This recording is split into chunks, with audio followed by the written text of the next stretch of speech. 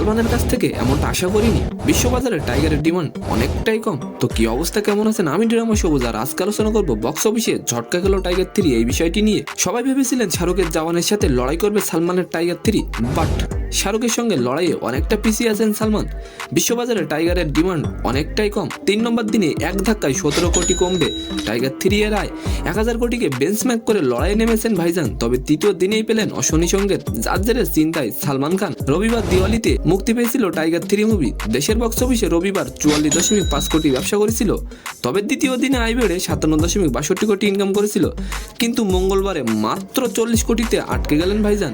শুধু দেশের মার্কেটে নয়, বিশ্ববাজারের বক্স অফিসেও শাহরুখের চেয়ে পিছিয়ে আছেন সালমান। দ্বিতীয় দিনে বিশ্ব বক্স অফিস থেকে কালেকশন দাঁড়িয়েছে 92 কোটি, যা দুর্দান্ত হলেও জওয়ান বা পাঠানের তুলনায় অনেকটাই কম। তো কি কারণে এমনটা হলো অবশ্যই কমেন্ট করে যাবেন। তো আজকের ভিডিওটি কেমন লাগলো অবশ্যই কমেন্ট করবেন, আর ভিডিওটি যদি ভালো লাগে অবশ্যই একটি লাইক দিয়ে আমাদের চ্যানেলটিকে সাবস্ক্রাইব করে দিবেন। ধন্যবাদ।